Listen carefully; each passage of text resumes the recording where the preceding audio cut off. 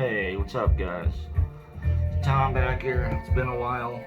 A few good, maybe 6 months. I don't know how many. But I have to show some records. I figure I've had enough. I haven't been really buying much, so not much to show. Been selling a lot, which is cool. Trading a bit, but selling a lot. Yeah, let's just get into it. Hope everyone's doing well. It's incredibly warm, so I might need to turn the fan on. Sorry. It's like almost November here, and it's crazy warm, which is nice for me because I love it. But all right, let's just get into the music. Anyway, first up here, some nice Indian classical music. Ustad Bismillah Khan. This is from 1983, a live performance. This is live at the Shanghai Chicago Orchestra Hall, September 25th, 1982. Excellent kind of just Indian classical. This actually features Alice Coltrane right there. Here she is in all her glory and beauty. Oh, sorry about the glare, but here she is. Really nice Indian classical, 2-record set. It's long. Some very nice long ragas on here. Yeah, I don't have too much more to say about it other than check it out because it's really, really cool. Definitely worth looking into. Ustad Bismillah Khan. Alice Coltrane kind of does like a little intro, but she also plays on it too, which is really cool. Next up here, moving over to the UK, this is a flute and sax player named Bob Downs. The group is Bob Downs Open Music with Diversions is the name of the record. Pretty cool artwork there. This is from 71 on Opinion. I think it's his own label. Like I said, flute and sax. He's kind of one of the early, I guess, founders, you could say, of the UK free jazz scene. Maybe not founders, but he's definitely one of the early ones. Started his own label. Like I just said, played with a lot of the big names in the UK jazz scene for sure. So not really as well known as some of the other guys, but definitely up there in terms of skill. And this copy is signed, as most of them are for some reason. Most of them I found have been signed, so pretty cool.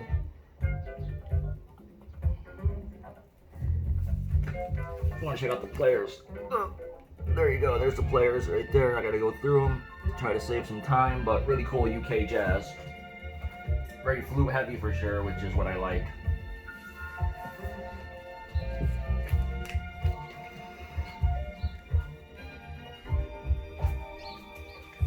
Next up, strange record. This is kind of like one of those dance exercise records, but it's basically like a spiritual jazz dance exercise record, which is really weird.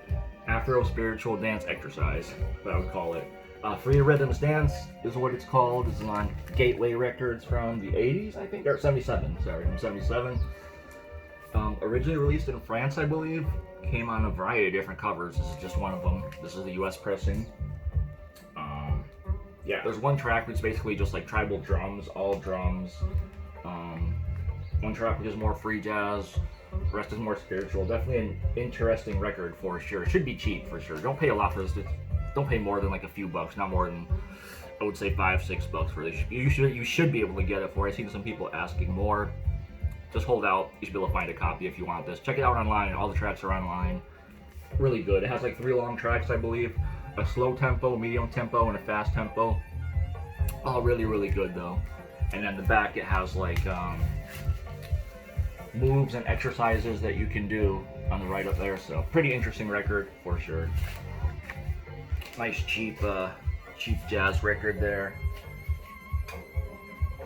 Finally got along to picking up the other Pop Workshop record. I've had the second one for a long time. Finally got the first one. This is Pop Workshop, just volume 1. If you don't know what this is, basically like a mix of Polish, Swedish, and I believe American musicians came together to create this very nice, although 2 albums, like I said, only 2, so I guess it is kind of a group, not like a one-off project, but Jazz rock, jazz fusion, very funky. On the Midnight Sun label, I believe there's another version on a different label as well, but you have Zbigniew Namysłowski, Władek Lugalski, as far as Polish players. Who else is on here? Ed Thigpen, Jan Schaefer, who I know was instrumental in the group, I believe. There's the lineup. I believe the other album has Tony Williams on it. There's a bunch of different players on here. Really good, really nice, kind of like I said. Jazz rock, jazz fusion, definitely funky, for sure. This is probably the better of the two if I had to pick one, in my opinion. The other one's good, but this one is better, I think. I'm trying to have my morning coffee, so cheers. Huge find here. So I met a guy. That's how some of the best stories start out with is I met a guy, and he had some great records. His father, I guess, ended up being a salesman for EMI UK, and was able to acquire some very nice pieces, including Dream Sequence, long time on the Regal Zonophone label. Very nice, sort of, describe this. So it's basically a masterpiece from Amancio Del Silva. Who's an Indian jazz guitarist, and this is definitely like classical Indian music. Two-side long ragas, but so much more. It has like jazz, psych rock, psychedelic folk. I guess psychedelic jazz would be the best way to describe it, but this is so good. The cover art is awesome on this. Really cool. If you don't know it, definitely check it out. From 1972, I think I said that. But anyway, I'm not usually a fan of jazz guitar, but this is fantastic. This is so good. Definitely make an exception for this. So I picked up the one from him, and then I noticed he was selling another one on eBay. He was selling like a test pressing version, which I was like, oh, that's cool. So I hit him up, and he ended up having another test pressing version. So here's the regular version. And this is a white label test press. So he ended up having two of these. Yeah, really cool, huge surprise. Definitely made a deal with him as quick as I could. I snatched these up. They're all gone now, sorry, so don't ask me if there's any more. He had a bunch, but a bunch of 4 altogether. One was unsalvageable, one I sold. And then left with these 2. So the white label test press thing is basically one-sided. It's 2 one-sided records. So I got 2 of them, two one-sided records. One of them only has side A. Unfortunately, the other one had both sides. One side is blank and one side has, the music. So one record had side A, one record had side B. Very cool, very interesting, test pressing, whatever. He said it was a test pressing. I believe him. His dad was a salesman, like I said, for EMI UK, so he had a bunch of interesting records. This being the most interesting for sure. Not huge amount of UK jazz, more like rock stuff and like that kind of stuff, which I wasn't as into. Not really even interesting rock, just like kind of more mainstream, quote-unquote classic sort of rock, but fantastic. Dream Sequence, Cosmic Eye from Amancio Del Silva. I'll actually open this up. I know it's been reissued quite a few times and done really well in the reissue, but just so cool to have the original. I love this cover too. This cover is amazing, especially the back cover art. Yeah, psychedelic jazz, psychedelic folk, whatever. Indian classical music. So good. Definitely check this out if you have not heard it by chance. And then really cool finds for sure. So I know you won't see this, but thank you, sir. I appreciate it very much. Alright. Next up, moving from that to a cheap find. So American jazz from the 80s, second site called Flying with the Comet. I believe this is one that Chris Cole sold in one of his videos a while back. Sort of differing styles, even though it came out in the 80s. There's definitely some 60s Blue Note influence, post-bop jazz on here for sure. And it goes from that more into like Afro-Latin jams, and then more into like modals. couple modal tracks, and then there's like a couple bluesy kind of swinging up-tempo tracks. The whole thing is definitely pretty up-tempo to keep it moving. Definitely some nice, interesting styles on here. I wasn't familiar with any of the players. Just all the players right there. Very nice. Oh, sorry about the glare, but very well coiffed and dressed gentlemen right there. Sorry if you hear the vacuum in the background. But yeah, very cool. Should be a cheap find. Another one that you shouldn't pay more than, would say, $10 for. Definitely probably under $10, maybe even 5. I got this cheap. I think I got this for like $5 or $6, so it's out there. There's samples online. Check it out for sure. Really cool, cheap US jazz from the 80s. Second Sight, Flying with the Comet. It's from 86 actually, so later 80s. So don't get scared away by all the, people say 80s jazz is bad. A lot of it is bad. A lot of it's crap, but there's a lot of good stuff out there too. So don't be scared away by it. All right, moving into some Eastern Euro stuff. Some of my favorite. You guys watch my channel, you know. I'm a big fan of that stuff. So, starting out with the Debrecen Jazz Group. This is Hungarian. So, Hungarian flute, heavy sort of jazz fusion with nice Fender Rhodes work. I guess is how I would describe it. Interesting cover art, and then this is on the Pepita label, which is like their own, I guess, label. Pepita. There you go. But yeah, it's an Eastern Euro jazz fusion stuff. Very, very cool. It's from '79. Very good. Nice Fender Rhodes and some nice flute action going on here. Definitely worth checking out. I believe all these Eastern Euro records are online to sample in full. There's like a channel that puts out like a lot of Eastern Euro stuff. So this is what is actually playing in the background if you can hear it. This is the Allegro Jazz Group with In This World from 1982 on the Melodia label, which is a Russian state-owned jazz label back in the day. So this is the second album of Allegro. I've definitely showed one of their records before. Really jazz, jazz funk. Probably shouldn't have showed that until it came in. But anyway, Melodia label. You can look it up online. Pretty plain, pretty boring. But the music is really cool. Like I said, Russian jazz funk, jazz fusion. Excellent keys playing by, what's the guy's name? Nikolai Levinovsky. Nikolai Levinovsky. Great keys player. He definitely brings it home on this, although the whole thing is good. The thing that kind of sucks about these Eastern Euro records is like they're really cheap over in Europe, but once you start, if you want to try to find them in the US, people try to tax the hell out of them and then add more. And if you want to pay for shipping, it's like, $20 or whatever for one record. So if you can find them in Eastern Europe, or just buy a bunch at once and get them all sent over, that's the way I do it. That's the way I try to do it. I know a guy who's over there, so he gets them. And then I also know a dealer over here in New York who is Russian, and he buys a lot of that stuff and gets it imported too. So these I got all from him. Next up here we have Oleg Kuchenko and his jazz group. This is from 1979, also on Melodia. Another Russian, I think it was Ukrainian actually, Ukrainian modal post-bop jazz fusion. Gets really funky at times, but then other times more avant-garde. More avant-garde. But yeah, really cool. Russian modal post-bop jazz fusion. Cool record for sure. Another one that should be cheap, but will probably get taxed like crazy in the US. So,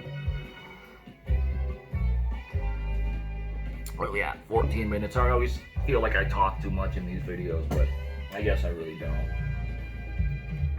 I just like to talk about music, so you know how it is. All right, next up, the newest release from my man, Blameful Isles, Daniel. Very cool, very good. Let me take it out of the this. So this is a bit of a different release for him. Definitely more electronic focused. Definitely jazz influenced for sure. But this is more electronica, electro, kind of lo-fi beats. Hip hop even at times it can go in that direction, but it really doesn't. Jazz fusion, yeah, just takes you on a very beautiful journey. Love all of his stuff for sure. This comes with a little booklet as well, which kind of has a little write-up about each track, and then some beautiful artwork, which I believe the artwork on here is done by his sister, I believe. Oh, it's either his sister or his wife. I'm pretty sure it's his sister. But yeah, very, very cool. Daniel, you always do amazing work, and this is fantastic. Thank you, sir, for such awesome music. Oh, and you can show the best part is actually on colored vinyl. So I'm not usually like a freak about colored vinyl. I really don't care, but this came out amazing. Check that out. It's kind of like a, I forget what the actual name is, but you know, gray, black, or black, yellow, smoky, sort of gold. I'm not sure what's coming out on camera, but real color is like a yellow with like black swirls in it. So amazing, beautiful. Like I said, more electronic influence than his last records, which were definitely more straight up jazz, but there's definitely some jazz influences you could hear.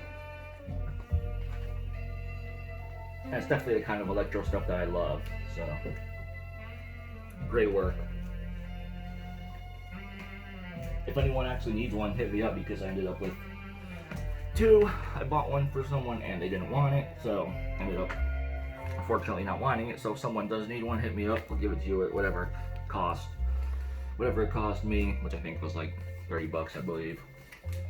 I'll have to check it out. But anyway, it is the color vinyl as well, so if you need it, if you want it, hit me up, or maybe we could trade or whatever. Let me know. If not, maybe I'll do like a giveaway with that at some point. Coming down to the last couple here, so moving on to some Detroit jazz. This is the Transdimensional Space Window. Trio Spencer Bearfield, Anthony Holland, and Tiny Tabal. From 1982, Trans-African Records. This is some straight up Detroit free jazz. Gets pretty crazy at times for sure. So it's members of Grails Galaxy, if you know that group. Definitely reminiscent of Grails Galaxy and maybe like Art Ensemble at times. Best way I can describe it. Although it is a trio, so it's just yeah, it doesn't have all the elements of those groups, but definitely reminiscent of that. So it's basically just guitar, sax, and percussion and drums. So, but definitely gets pretty out there at times. So that one's not too expensive either. You should be able to find that for like 25, maybe 30 bucks, something like that. Definitely worth it if you're into Detroit jazz, free jazz at all. Pick that up. Great record. Last two here, finish off with two huge Grails. First up here, another huge thank you to Chris Cole. He's had this in his collection forever. He knew I wanted it, and he was nice enough to finally let it go. We've been talking about it for a while. I think at least a year, right, Chris? Maybe, I don't know, maybe more. But Bobby Jackson, Desiree song. Woo, this is a banger right here. Fantastic second and unfortunately final record from Bobby Jackson, who is just, oh, this is so good. Yeah, just check out the record. It's fantastic. The kind of jazz that I love and that Chris loves too. I know he really likes it, but I think he's ready just to let it go. So much appreciated, Chris. I can't thank you enough. And what's cool about this is it actually has signatures from all the players on here, including the man himself, Bobby Jackson. So fantastic. Yeah, just check it out is all I'll say. I won't say more about this. Just go listen to it. It's like a, you know, self-released on a ninth note, which I guess was like his own label or whatever. And Bobby Jackson did a lot of stuff with music. Like he used to run a club, I believe, where a lot of different players would come through and play. He produced, he obviously made records, made amazing records. This is the better of the two in my opinion. Both are great, both are fantastic, but this is really fantastic, damn good. I believe he's from Minneapolis. I believe the club was out there. Chris, you might know more about that than I do, but anyway, fantastic jazz. Bobby Jackson, Desiree song. Can't say enough good stuff about this. Go check it out. I won't even try to taint it by trying to describe it. And the same thing with this, just I've wanted this record forever. I've had the other one, and when I say the other one, you'll probably know what I'm talking about when I show this. Dorothy Ashby, Rubia, the Rubia of Dorothy Ashby, the other one being Afro Harping, which came out a couple years before this. But if you don't know, Dorothy Ashby is a harp player mainly, although she does play some other instruments on this. I believe she plays koto, and I believe she does some vocals as well. I know she does some vocals, but this was a long time want for me. After years of searching, I found a few copies of Afro Harping, but just never came across this one. So, but this is great. So I guess after meeting Richard Evans, Dorothy Ashby started doing more spiritual-esque sort of jazz, and this being kind of the culmination of it for me. It's so good. Afro Harping was definitely moving in that direction, and then this just went all out, just like funky, spiritual, very peaceful, dreamy, ethereal, just just melodic, so good. Definitely a different dimension than what she used to do, just more straight hard bop. But yeah, like I said, kind of started with Afro Harping and then went full out here with the Rubia. Just amazing jazz. This is a promo copy, EJ copy on the Cadet label, 1970. Like I said, I'm not even going to talk about it. Just go listen to it. It's online. Both of these are just amazing. Just glad to have both of these monster records, especially the Bobby Jackson, because I've seen the Dorothy Ashby Rubia come up a few times. Been always, I mean, there's a caveat: the cover isn't in the best shape. I did get it for a good price because it does have a split a little bit on the spine, but the rest of it is great, and the record is like near mint, so I couldn't pass this up for the price. Especially for the price, just amazing.